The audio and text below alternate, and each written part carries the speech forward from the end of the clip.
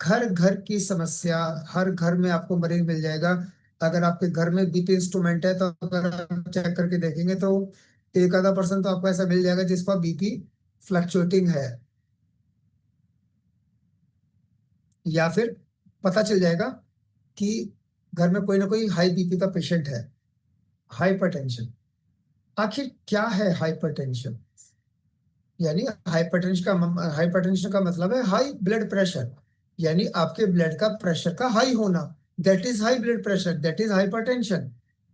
चलिए डिटेल में जान लेते हैं। एक condition in which the force of blood against the artery valves is too high, यानी हमारी हार्ट की जो नसें हैं, हमारी हार्ट की जो आर्टरीज है, उसमें अगर ब्लड का जो प्रेशर है वो अगर बहुत फोर्स के साथ जा रहा है, that is hypertension. Usually hypertension is defined as blood pressure above 130 और 80 मिलीमीटर मर्करी। अगर आपका जो हाइपरटेंशन है वो हमें कैसे पता चलेगा कि हाइपरटेंशन क्या होता है? तो अगर आपका बीपी 130 और 80 से ज्यादा है तो वो कंसीडर किया जाता है हाइपरटेंशन में, and is considered severe if blood pressure is above 150 100। अगर इससे ज्यादा है, 150 और 100 तक आ रहा है, तो ये बहुत सीवियरिटी की तरफ आप जा रहे हैं, यानी कि ब्लड का प्रेशर आपका बहुत ज्यादा हाई हो रहा है।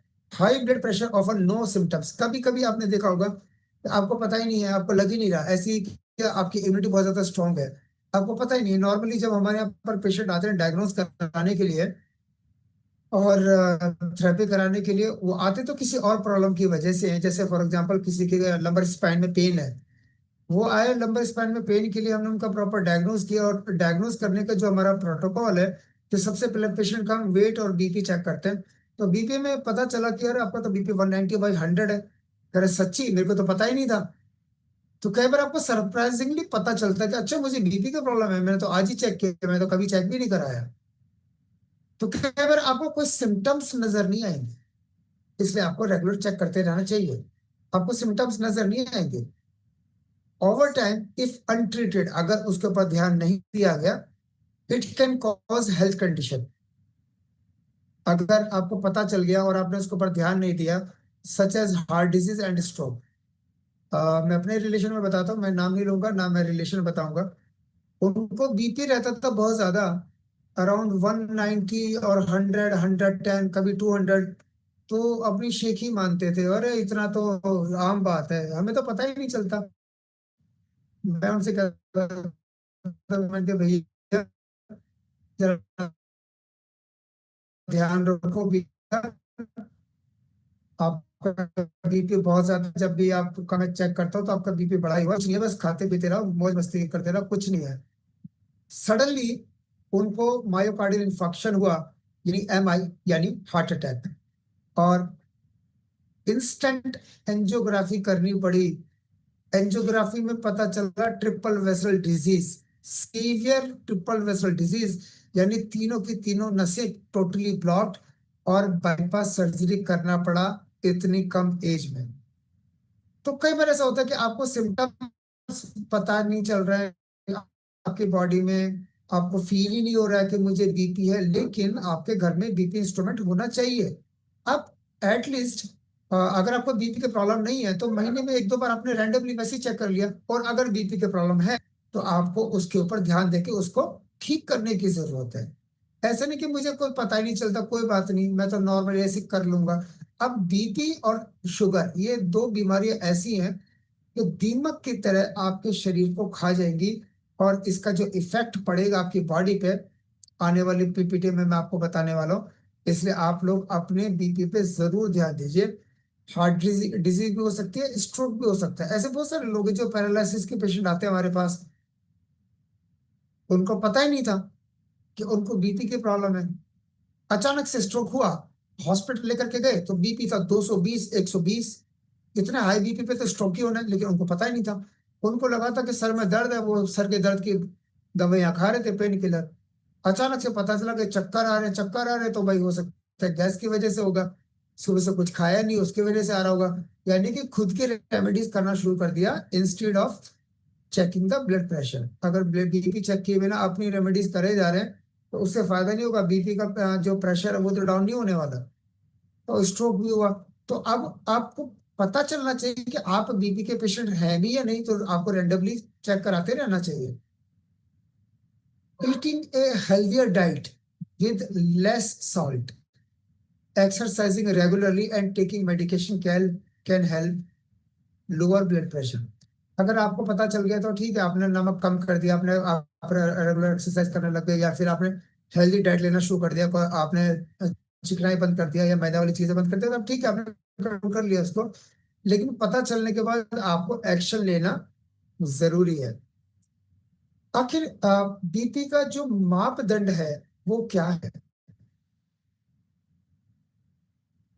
देखिए यहाँ पर लिखा हुआ है सिस्टोलिक एंड डायस्टोलिक, स्क्रीन पर आप देख सकते हैं। सिस्टोलिक एंड डायस्टोलिक, ऊपर वाला बीपी और नीचे वाला बीपी, अभी तक लोग यही बोलते हुए आ रहे थे।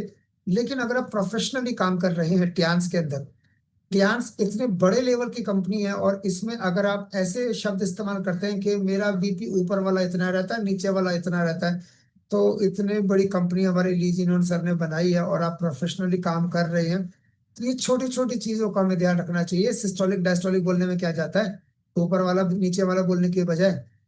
तो जो सिस्टोलिक बीपी है, जिसको आप ऊपर वाला बीपी बोलते हैं, तो सिस्टोलिक बीपी का पहले जो मापदंड था वो था 120, और जो डायस्टोलिक बीपी था वो था 80। लेकिन जैसे जैसे रिसर्च आती गई, as per American College of Cardiology या अमेरिकन जर्नल ऑफ कार्डियोलॉजी, उसके अकॉर्डिंग इसकी वैल्यूज फ्लक्चुएटिंग होती गई, कि अगर किसी का बीपी 110 है सिस्टोलिक, तो वो भी नॉर्मल है। किसी का बीपी 120 है सिस्टोलिक, तो वो भी नॉर्मल है। किसी का बीपी है 130 सिस्टोलिक, तो वो भी नॉर्मल। अगर 130 से ऊपर बीपी जाता है, 130 से अबव है, और 110 से बिलो है, 110 से नीचे है और 130 से ऊपर है। 130 से ऊपर है तो हाइपरटेंशन, और 110 से नीचे है तो हाइपोटेंशन। हाइपरटेंशन 130 से ऊपर और हाइपोटेंशन 110 से नीचे। पहले जो डायस्टोलिक बीपी था वो 80 था। अगर वो 70 है डायस्टोलिक बीपी तो भी नॉर्मल है। अगर 80 बीपी है, 85 बीपी है, 90 तक भी है, तो भी नॉर्मल है। अगर आपका बीपी 130/85 या 90 से क्रॉस कर रहा है, तो आप हाइपरटेंसिव है, और अगर उससे नीचे जा रहा है तो आप हाइपोटेंसिव है। क्लियर है सभी को? सभी को क्लियर? तो एक बार थंब का इंप्रेशन दिखाएंगे। क्लियर है? Thank you. चलो डिटेल में समझ लेते हैं इसको थोड़ा सा, है ना? डिटेल में समझेंगे तो आपको अच्छे से समझ में आएगा। देखिए,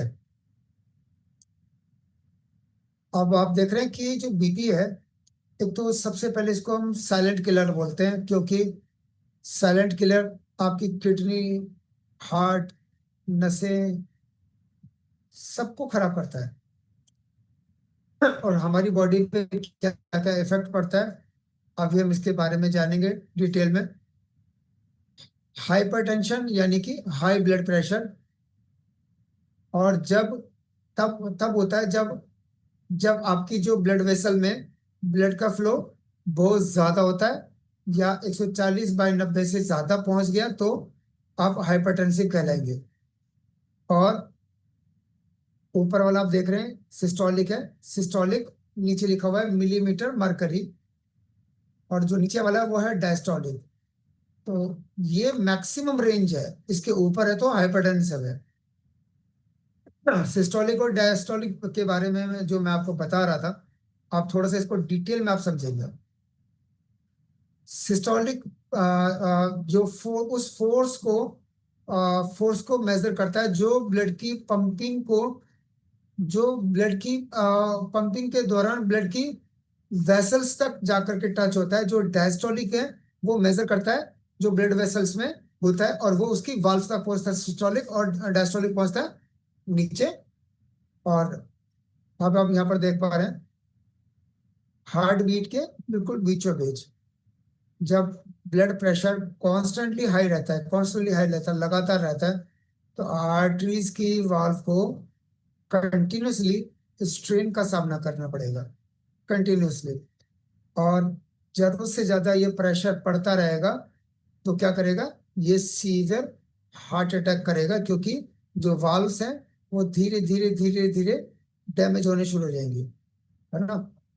तो जिनको कोलेस्ट्रॉल है, एथेरोस्क्लेरोसिस होगा, हार्ट की पंपिंग पे इफेक्ट पड़ेगा, और क्लॉट डिपॉजिट हो जाएगा, और पीछे से ब्लड का प्रेशर और तेजी से आ रहा है तो क्या होगा, हार्ट अटैक होगा। तो फिर आप क्या बन जाएंगे, कोरोनरी आर्टरी डिजीज के पेशेंट बन जाएंगे। और साथ ही साथ अदर ऑर्गन्स के ऊपर भी ये इफेक्ट करेगा। और जो कोरोनरी आर्टरीज का काम है, ये मेन आर्टरी जो हमारी ब्लड को सप्लाई देती है। जब आप देख रहे हैं ये कोरोनरी आर्टरीज के अंदर ये जो प्लाक जमा हो रहा है, धीरे धीरे आप देख रहे हैं आर्टरीज नैरो होती जा रही है, और यहाँ पर ये ब्लड फ्लो को ये रेस्ट्रिक्ट कर देती है। और पीछे से क्या होगा, ब्लड का फ्लो आ रहा है बहुत तेजी से, उधर है रेस्ट्रिक्शन, तो क्या होगा, सीधा हार्ट अटैक। और सीधा सीधा जिसको हम बोलते हैं एंजाइना पेन या हार्ट अटैक भी होगा। और ये ज्यादातर हार्ट अटैक होता है लोगों को। ठीक है जी।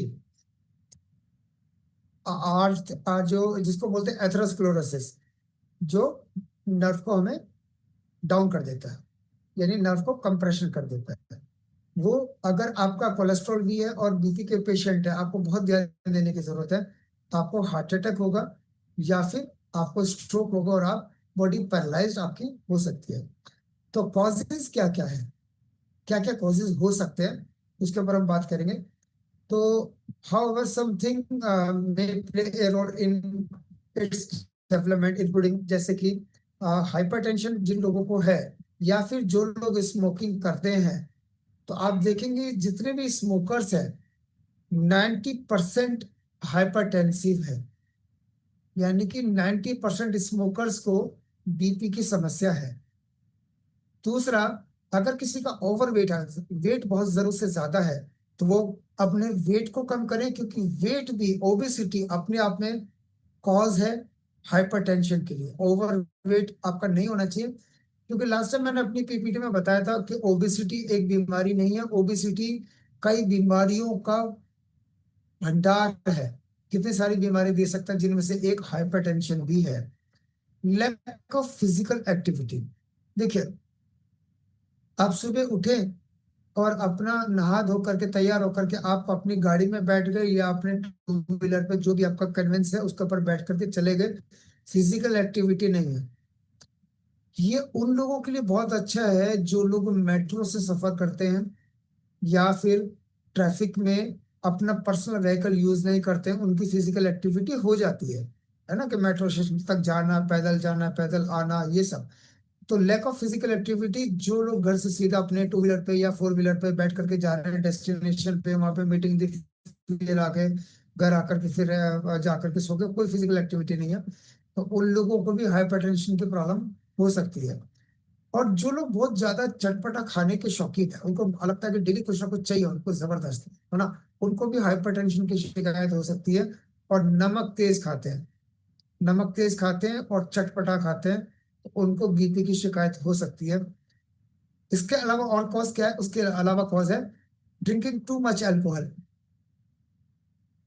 तो एक व्यक्ति ने बताया कि जी वो डॉक्टर ने बोला कि एक पैक पिया करो, बस एक पैक पी सकते हो, छोटा वाला, एक पैक, ये नहीं क्वांटिटी नहीं बताई, एक पैक कितना होता है। वो पूरी बॉटल लेकर के आया जी, वो एक ही पैक बोला था, गिलास भर के पीऊंगा ना, एक ही तो बोला था। तो drinking too much alcohol, if you are taking once a while occasionally, it's okay.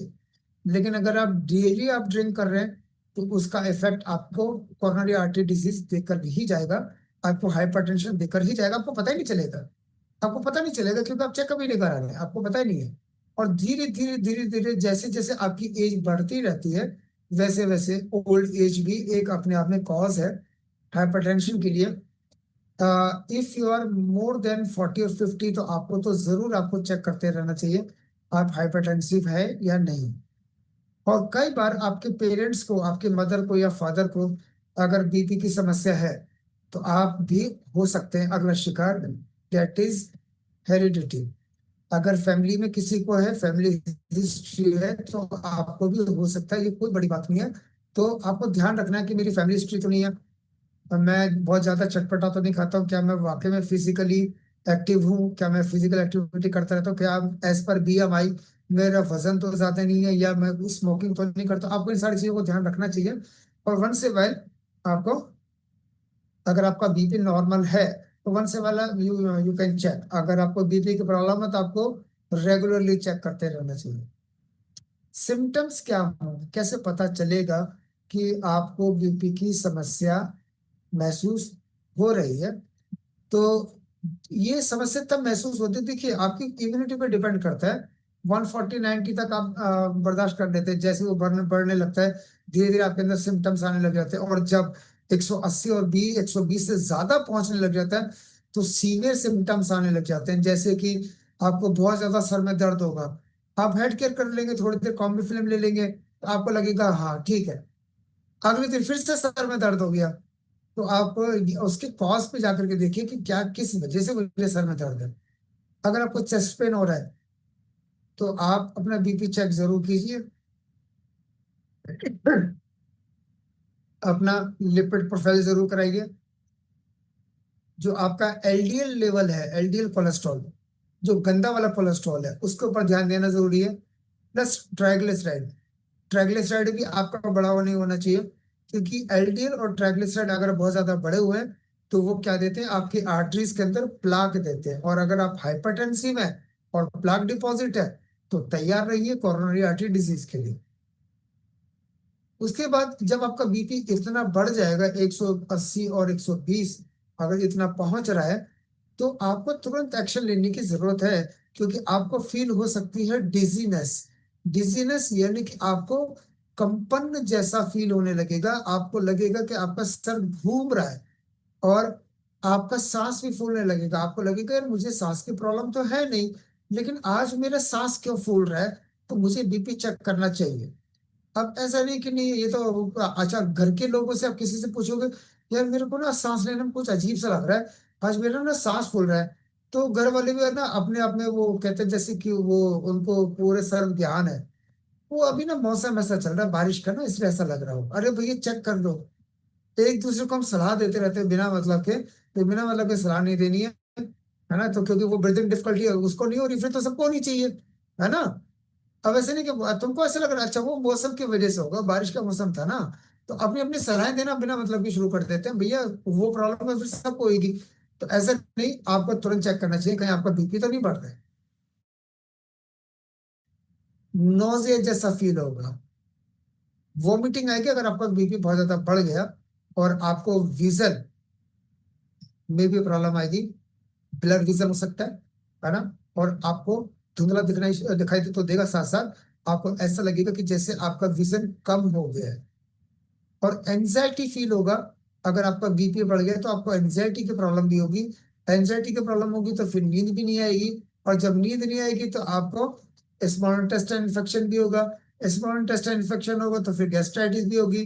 Gastritis होगी तो फिर कॉन्स्टिपेशन भी होगा। कॉन्स्टिपेशन होगा तो फिर फैटी लीवर भी होगा। फैटी लीवर होगा तो फिर वो इंसोम्निया भी होगा। यानी एक बीमारी कितनी सारी बीमारियों को जन्म दे सकती है। कोरोनरी आर्टरी डिजीज भी होगा, हार्ट डिजीज भी होगा, और स्ट्रोक के पेशेंट भी बन सकते हैं। तो सिम्टम्स तो ये है। कॉम्प्लिकेशन क्या हो सकते हैं, damage to the heart and coronary arteries, heart को डैमेज करेगा, और हार्ट की जो नसें हैं जिनको कोरोनरी आर्टरी बोलते हैं उनको भी डैमेज करेगा, including heart attack. Heart attack होगा। और congestive heart failure, congestive heart failure में मैं आपको बता देता हूँ, कार्डियक अरेस्ट होगा सीधा। कई बार पेशेंट को समझने का मौका भी नहीं मिलता है। कार्डियक अरेस्ट का मतलब है कि इंस्टेंट डेथ, है ना, कार्डियक अरेस्ट में। और ऑर्टिक डिसेक्शन, आपका ऑर्टा, ऑर्टा भी काम करना बंद कर देगा। और एथेरोस्क्लेरोसिस यानी कि प्लाक भी जमा हो जाएगा, यानी आर्टरी नैरो हो जाएगी, सिकुड़ जाएगी, स्ट्रोक होगा, पैरालाइज्ड हो जाएगी बॉडी, स्ट्रोक। जब बीपी हाई होगा और एथेरोस्क्लेरोसिस होगा तो पीछे से प्रेशर आ रहा है, तो क्या होगा, स्ट्रोक होने के बाद बॉडी पैरालाइज्ड हो जाएगी, क्योंकि सारी नसें खराब हो चुकी होंगी, अंदर की जो वॉल्स हैं नसों की, जो वॉल्स हैं वो सारी डैमेज हो चुकी होंगी। और इसलिए आपने देखा होगा पैरालिसिस वाले पेशेंट को सेंसेशन नहीं है, या तो लेफ्ट साइडेड पैरालिसिस है या राइट साइडेड पैरालिसिस है, या मुंह में टेढ़ापन है, या फिर आप देखेंगे उनके हाथ पैर टेढ़े हो चुके हैं, पूरी स्ट्रक्चर खराब हो जाएगी अगर स्ट्रोक हो गया तो। किडनी फेलियर, जब आप देखेंगे कि आपको लगता है ना कि मेरा बीपी तो ये नॉर्मल है, 104, 120, 160, 180 तो नॉर्मल है, मुझे कोई फर्क नहीं पड़ता, तो तैयार रहिए जिस दिन आपको लगेगा ना कि आज मेरे पैरों में सूजन क्यों आ रही है, पैरों में स्वेलिंग क्यों आ रही है, चलो मैं केएफटी करा करके देखता हूँ, किडनी फंक्शन टेस्ट। तो केएफटी में आपको पता चला, क्या पता चला, क्रेटिनिन लेवल शूट अप कर दिया, डॉक्टर ने बोला डायलिसिस कराना पड़ेगा भैया। आप बोलोगे भैया जिंदगी नरक होगी, इससे अच्छा तो मर ही जाओ। प्रॉब्लम कहाँ से शुरू हुई, हाइपरटेंशन, लापरवाही। उस लापरवाही ने क्या किया, किडनी को डैमेज किया। आपके एड्रीनल ग्लैंड्स, एड्रीनल ग्लैंड्स के ऊपर इफेक्ट आया, और एड्रीनल ग्लैंड के ऊपर इफेक्ट आया तो आपको हाइपरटेंशन हुआ।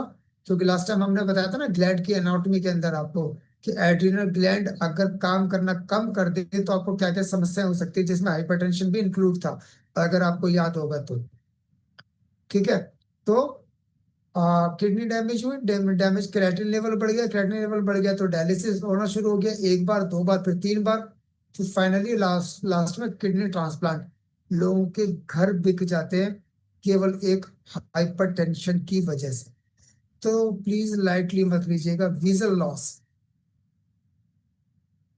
कैटरेक्ट हो जाएगा, मोतियाबिंद हो जाएगा। जिनको हाइपरटेंशन है वो मोतियाबिंद के लिए तैयार रहे, अगर आपने कंट्रोल नहीं किया तो। विजन लॉस भी हो सकता है, ऑप्टिकल नर्व डैमेज हो सकती है, और इरेक्टाइल डिसफंक्शन, मर्दाना शक्ति कमजोर हो जाना, सेक्सुअल पावर खत्म, मेमोरी लॉस, याददाश्त कमजोर हो जाना, और लंग्स के अंदर फ्लूइड का इकट्ठा हो जाना, तो आपका रेस्पिरेटरी फंक्शन को वीक कर देगा, और साथ में एंजाइना यानी हार्ट अटैक। इतने सारे कॉम्प्लिकेशन, एक छोटी सी समस्या जिसको आपने छोटी सी माना था, डेट इज हाइपरटेंशन। आपका बीपी आप मेंटेन करके रखिए 110, 120, 130 सिस्टोलिक, इससे ज्यादा आगे नहीं जाना। डायस्टोलिक आपका 70, 80, 85, इससे ज्यादा नहीं जाना। अगर जा रहा है तो आपको तुरंत उसके ऊपर ध्यान देना चाहिए, और उसको कंट्रोल में लाना बहुत जरूरी है। और ट्यान्स के माध्यम से हमने ऐसे पेशेंट का जो कई सालों से बीपी की दवाइयां ले रहे थे, उनका ट्रीटमेंट किसी और चीज का चल रहा था, मैंने बीपी का पॉइंट्स एक्स्ट्रा डाल दिए, और उनका बीपी आज भी परमानेंटली क्योर है। वो मैं बताऊंगा क्या क्या पॉइंट करना है। प्रिवेंशन तो बहुत ज्यादा जरूरी है, ताकि आपको ये समस्या ना हो, क्योंकि आजकल के लाइफस्टाइल में स्ट्रेस सभी को है। किसी को काम का स्ट्रेस है, किसी को फैमिली का स्ट्रेस है, किसी को अपनी शादी का स्ट्रेस है, तो किसी को शादी होने के बाद का स्ट्रेस है ना, बहुत सारे स्ट्रेस है। तो क्या क्या आपको प्रिवेंशन लेना है, सबसे पहले आपका जो वेट है उसको आपको कम करना है, रेगुलर एक्सरसाइज करनी है, और हमेशा आपको डे टू डे एक्टिविटी में आपको एक्टिव रहना, फिजिकली रेगुलर वॉक करनी चाहिए, हेल्दी खाना खाना, बैलेंस डाइट खानी है, तला हुआ बिल्कुल नहीं खाना है, avoid excess consumption of processed, deep fried and junk food. और ज्यादातर लोग मैदा, के लिए मैं हमेशा मना करता हूँ कि आप मैदा मत खाया करो, बिल्कुल नहीं खाना, जंक फूड बिल्कुल नहीं खाना, और जो पैक्ड फूड है वो तो बिल्कुल भी नहीं खाना। और सोडियम आपको कम करना पड़ेगा, सोडियम मतलब नमक, नमक आपको कम करना पड़ेगा। इंक्रीज पोटेशियम, आपको पोटेशियम बढ़ाना पड़ेगा, सोडियम कम करना है, पोटेशियम बढ़ाना है। पोटेशियम को बढ़ाने के लिए आप गाजर खा सकते हैं, आप अनार खा सकते हैं, हरी सब्जियां खा सकते हैं, आप आलू खा सकते हैं, आप शकरकंदी खा सकते हैं, आप एवोकाडो खा सकते हैं, आप बीन्स खा सकते हैं, आप बहुत सारे पंपी सीड्स खा सकते हैं, आप ब्रोकली खा सकते हैं, टमाटो, ऑरेंज, कुकुम्बर, योगर्ट, ये सब आपकी बीपी को बैलेंस करता है। क्योंकि इससे मिलता है पोटेशियम, है ना। तो पोटेशियम आपको अच्छे से मेंटेन रखना चाहिए। ऐसे नहीं कि बहुत ज्यादा पोटेशियम करना है। अगर आपका पोटेशियम 6 से ज्यादा पहुंच गया तो भी हार्ट अटैक हो जाएगा। पोटेशियम कम है तो भी दिक्कत है, पोटेशियम ज्यादा है तो भी दिक्कत है। स्मोकिंग बंद कर दीजिए। Make music to reduce chronic stress. Meditation, anulom vilom, pranayama. और जो आपकी हॉबी है, आपको गाने गाना पसंद है, गाना गाओ, खुल के गाओ, है ना। कोई अवार्ड थोड़ी मिलने वाला है, या कोई आपको डिस्क्वालीफाई थोड़ी कर देगा। आपको मन करता है गाना गाओ ना, खुल के गाना गाओ। आपको डांस करना पसंद है, डांस करो। गाने सुनना पसंद है, गाने सुनो। अपने स्ट्रेस लेवल को थोड़ा सा कम करो। जो भी आपको पसंद है, जो आपका मन कहता है, जो आपका दिल कहता है, जो आपका दिमाग कहता है, आप अपने मनोरंजन, अपने एंटरटेनमेंट के लिए अपने लिए जरूर टाइम निकालो। एनफ, गेट एनफ स्लीप, सोना बहुत ज्यादा जरूरी है। सनलाइट, आपको विटामिन डी डेफिशिएंसी होगी तो भी हाइपरटेंशन होगी। तो आपको विटामिन डी लेना चाहिए, सनलाइट लेना चाहिए। और अल्कोहल इंटेक आपको कम करना है। रेगुलर आपको बीपी चेक करते रहना चाहिए। ये आपका प्रिवेंशन है। अब कितने लोग एक्साइटेड हैं कि बीपी वाले पेशेंट को क्या डाइट चार्ट लेना चाहिए। मैंने कहा था ना, मेरे हर सेशन में आपको डाइट चार्ट मिला करेगा, हर बीमारी को लेकर के मिला करेगा। अगर आपके पास कोई बीपी का पेशेंट है या आप खुद बीपी के पेशेंट हैं, तो आज आप नोट कर लीजिए, आप प्रॉपर डाइट चार्ट, चाहे तो आप स्क्रीनशॉट भी ले सकते हैं। तो ये स्पेशली बीपी वाले पेशेंट के लिए हर बार आपको अलग अलग बीमारी के ऊपर डाइट चार्ट मिलेगा, हर बार आपको अलग अलग मिलेगा। सबसे पहले जब आप उठेंगे अर्ली मॉर्निंग 6:30 से 7:30 के बीच, आपको क्या लेना है?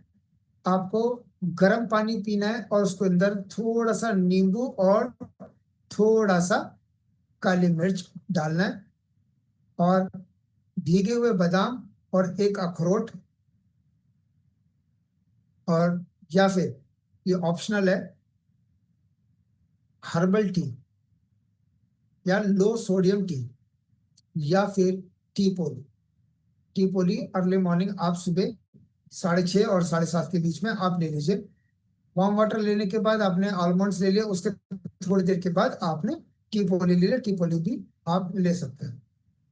ब्रेकफास्ट आपको सुबह 8 से 9 के बीच में करना ही है। 9:05 नहीं होने चाहिए, 9 बजे तक करना ही है as per हॉरेरी clock.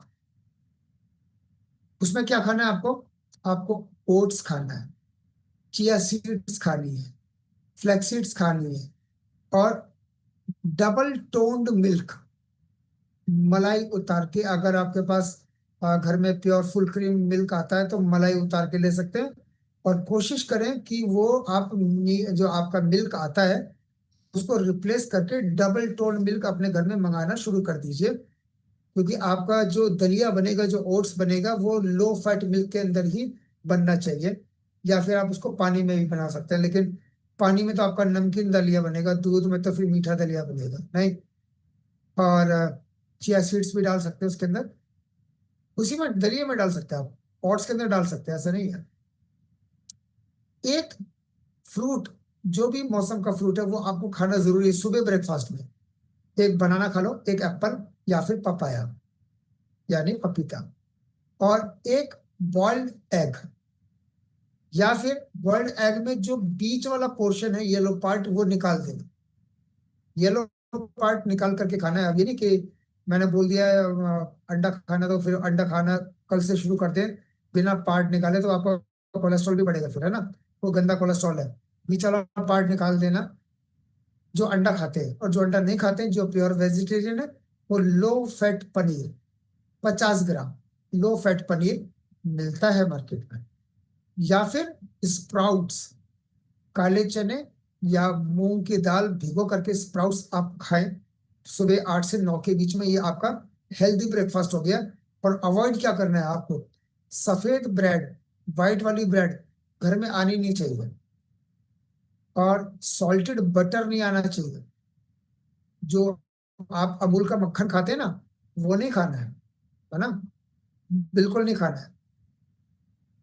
Cholesterol free butter भी आता है ना, जिसके अंदर सॉल्ट नहीं, विदाउट सॉल्ट बटर भी आता है, वो आप यूज कर सकते हैं।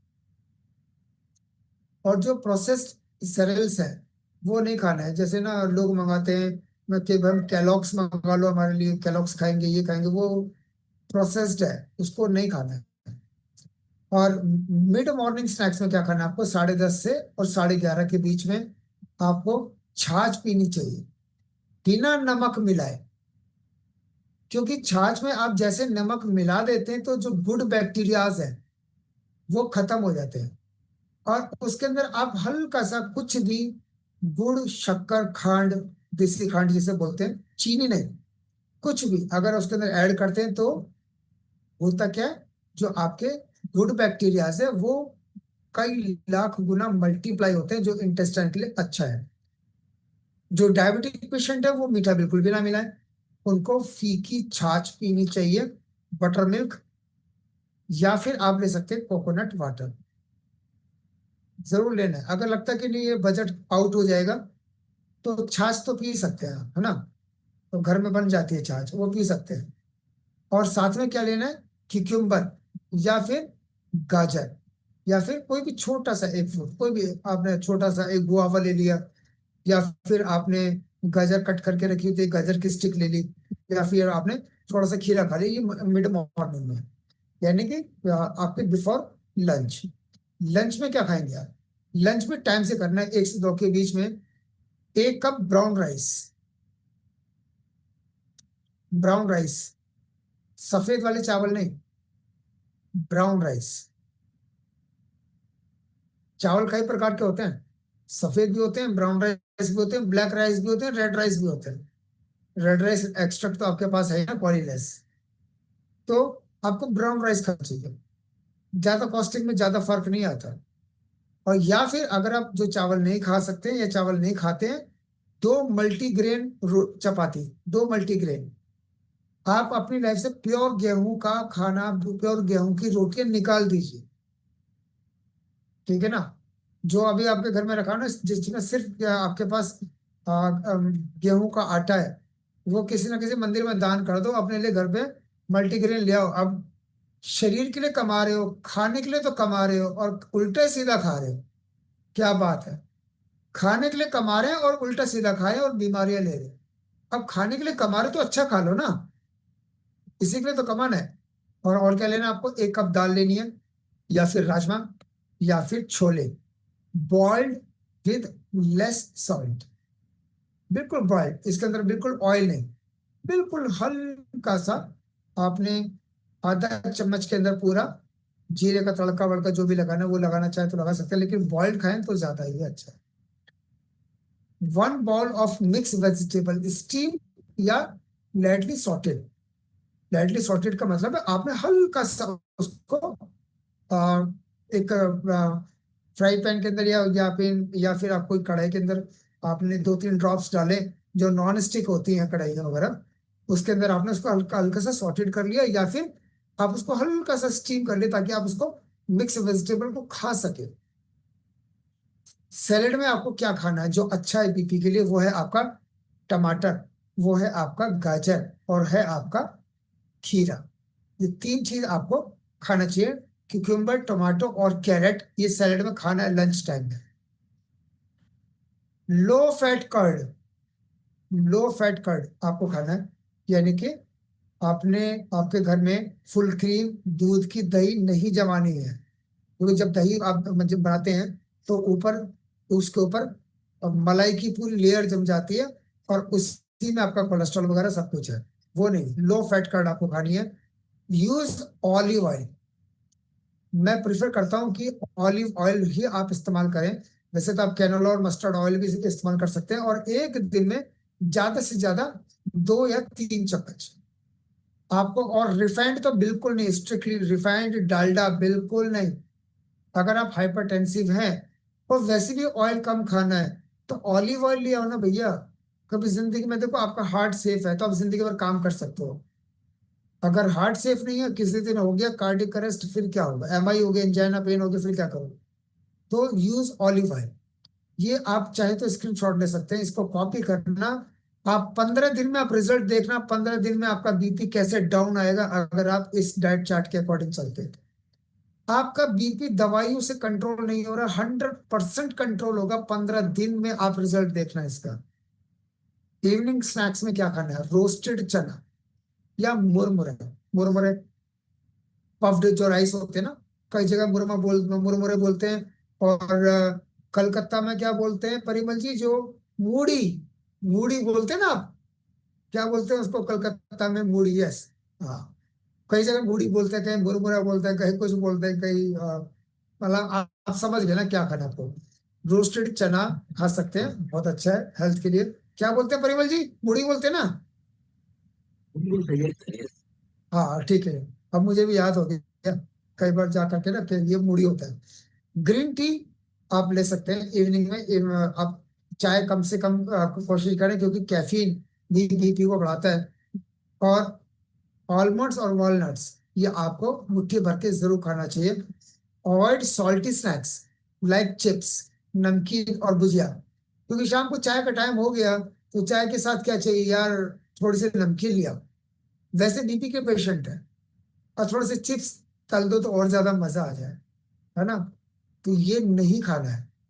ठीक है, क्या खाना है, चाय के साथ आप ये ले सकते हो, आलमंड ले सकते हो, वॉलनट ले सकते हो। कोशिश करें चाय ना पिए, ग्रीन टी पीना शुरू कर दीजिए। हाइपरटेंशन आप देखना 15 दिन।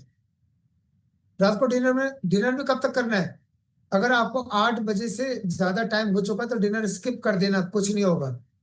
खाली स्पाइरल लेकर के सो जाना, ऐसा नहीं लगेगा कि आपको भूख लग रही है। डिनर खाना है शाम को 7 से 8 के बीच में। उसमें डिनर में क्या खाना है आपको, 2 छोटी छोटी चपातियां मल्टीग्रेन, और 1 कप वेजिटेबल, कोई भी सब्जी तरी वाली जिसके अंदर ऑयल बहुत कम हो। और 1 छोटा कप, छोटी बॉल सूप का पी सकते हो होममेड, और जिसके अंदर आपको कोशिश करें कि वेजिटेबल सूप आप पिए। और क्योंकि अगर आप वैसा डालेंगे तो उसके अंदर सॉल्ट अच्छा खासा डालना पड़ेगा बहुत। वेजिटेबल सूप जो बनाते हैं जिसको हम क्लियर सूप बोलते हैं, तो उसके अंदर आप बहुत माइल्ड डाल करके भी काम चला सकते हैं। स्टीम्ड और ग्रिल्ड पनीर यानी टोफू, या फिर बॉइल्ड दाल भी खा सकते हैं। Keep dinner lighter than lunch, जैसा हम बताते हैं, डिनर लाइक ए बैगर, बहुत हल्का खाना है, बहुत लाइट खाना है, लेकिन वो भी 8 बजे तक। 8 बजे के बाद तो वो भी अलाउड नहीं है जितना थोड़ा बहुत लिखा हुआ है। और रात को सोते वक्त 1 कप लो फैट मिल्क, ये ऑप्शनल है, मर्जी आप लेना चाहे तो ले सकते हैं, नहीं तो कोई वो नहीं है। 1 कप लो फैट यानी डबल टोन्ड मिल्क आप रात को सिर्फ 1 कप, ज्यादा नहीं पीना है। Add a pinch of turmeric, a few drops of raw honey if non diabetic. अगर अगर आप नॉन डायबिटिक यानी अगर आपको डायबिटीज नहीं है, शुगर की समस्या नहीं है, तो आप उसमें शहद भी मिला सकते हैं। और अगर आप डायबिटिक हैं तो केवल हल्दी मिलाना है, 1 चुटकी हल्दी। और अगर नॉन डायबिटिक है तो हल्दी और शहद दो मिला करके आप रात को पिएंगे। आपके हाइपरटेंशन में, बीपी के अंदर बहुत अच्छा बेनिफिट आपको मिलेगा 15 दिन के अंदर अंदर। क्या क्या आपको ध्यान रखना है बीपी के अंदर। एक तो आपको 1500 mg से ज्यादा, यानी कि 1/3 चम्मच, 1/3 चम्मच आपको, मतलब पौना चम्मच बोल सकते हैं ना, क्वार्टर टू 1, है ना। पौना चम्मच आप नमक पूरे दिन में ले सकते हैं, इससे ज्यादा नहीं ले सकते। इंक्रीज पोटेशियम रिच फूड, बनाना, ऑरेंज, स्वीट पोटैटो, ये मैंने आपको बताया कि किन किन चीजों का ध्यान रखना है। और पालक, पालक आपको जरूर खाना चाहिए। Avoid processed packet foods, drink plenty of water, पानी ज्यादा से ज्यादा पीना चाहिए। लिमिट कैफीन एंड अल्कोहल, इस पर ध्यान देना बहुत जरूरी है। जो लोग जरूरत से ज्यादा चाय कॉफी पीते हैं ना, तो उनका भी बीपी बढ़ेगा। ऐसे नहीं कि जिनको लगता है कि नहीं अल्कोहल वालों का बढ़ेगा, उनका भी बढ़ेगा। Avoid red meat, prefer fish, chicken grilled या बॉइल्ड, या तो ग्रिल्ड खा सकते हैं या फिर बॉइल्ड खा सकते हैं। और प्लांट प्रोटीन, जिन प्लांट्स के अंदर, जिन वेजिटेबल्स के अंदर प्रोटीन है वो आप ले सकते हैं। जो नॉन वेजिटेरियन है तो वो रेड मीट को अवॉइड करेंगे, वो मच्छी खा सकते हैं। तो स्वपन मंडल जी, आप मच्छी खा सकते हो, डोंट वरी, लेकिन ग्रिल्ड खा सकते हो या फिर बॉइल्ड खा सकते हो, ज्यादा फ्राइड नहीं खाना है। चिकन खा सकते हो लेकिन ग्रिल्ड या बॉइल्ड। और रेगुलर एक्सरसाइज करनी, कम से कम आधा घंटा रोजाना। सॉल्यूशन क्या है? सॉल्यूशन ये है, टैंस के अंदर कॉलीलेस खाना है, जो कि इसके अंदर है RYR, red yeast rice extract, और साथ में है ओमेगा एक। कॉलीलेस की जो डोजेज हैं, अगर आपका लिपिड प्रोफाइल ड्रेन्ड है तो दो दो सुबह शाम लेना है। अगर लिपिड प्रोफाइल ड्रेन्ड नहीं है और हाइपरटेंशन है तो कॉलीलेस एक एक से भी काम चल जाएगा। ओमेगा एक खानी है आपको आफ्टर ब्रेकफास्ट। और कोएंजाइम्स, अगर आप हाइपरटेंसिव हैं तो ट्वाइस ए डे कर देना, अगर बीपी कंट्रोल नहीं है तो। और बीपी की समस्या है और अगर आप कोई मेडिसिन पहले से ले रहे थे तो कोएंजाइम्स कर देना आपको एक टाइम रात को सोते वक्त। और साथ में multi functional head care apparatus कैसे करना है वो मैं भी बताने जा रहा हूं आपको। पॉइंट्स क्या करने हैं? CX8, TS6, BP circle back, 40 number, 60 number, ST8 SI5, left और राइट ब्रेन आर्टरी। देखिए, पॉइंट के पीछे, हर पॉइंट के पीछे मेरा लॉजिक है, ठीक है ना? तो आप लॉजिक समझिएगा। ST8 SI5 क्यों ऐड किया गया है? मैंने तो हॉरी पॉइंट में कभी लिखवाया ही नहीं है कि ST8 और SI5 से बीपी कंट्रोल होता है। यहाँ पर क्यों लिखवाया है? क्योंकि आपका जो स्ट्रेस है वो कहाँ से कम होगा? ST8 SI5 से कम होगा। हालांकि ये बीपी को कम नहीं करता, ये क्या काम, ये क्या करेगा? आपके दिमाग को शांत करेगा। दिमाग को शांत करेगा तो बीपी अपने आप डाउन आएगा। हर पॉइंट के पीछे लॉजिक है। और multi functional head care apparatus आपको कैसे करना है? 10 मिनट रखना है आपको, 3 उंगली छोड़ करके लेफ्ट हैंड की कलाई पे, 3 फिंगर छोड़ करके आपको हेड केयर को रखना है, ठीक है? 10 मिनट। और 15 मिनट आपको सर के ऊपर करना है। कैसे करना है वो मैं आपको बता देता हूँ। पहले लेना है आपको सेंटर लाइन, यहां से लेकर के पीछे तक। फिर लेना है आपको सेकंड लाइन। फिर लेना आपको थर्ड लाइन, लेना है राइट सेरिब्रल आर्टरीज की तरफ ऐसे। फिर फोर्थ लाइन। फिर फिफ्थ लाइन लेंगे लेफ्ट सेरिब्रल आर्टरीज की तरफ। 5 लाइनों के 5 सेट, 5 लाइनों के 5 सेट आपको 10 मिनट में करना है। और बचे हुए 5 मिनट आपको बिल्कुल सेंटर पे हेड केयर को रखना है। यानी कि अगर किसी का बीपी बढ़ा हुआ इंस्टेंट, तो इस ट्रीटमेंट से आप उसका बीपी सेम डे नॉर्मल कर सकते हैं। और ये लगातार करेंगे तो परमानेंटली क्योर हो सकता है। ठीक है जी, थैंक यू।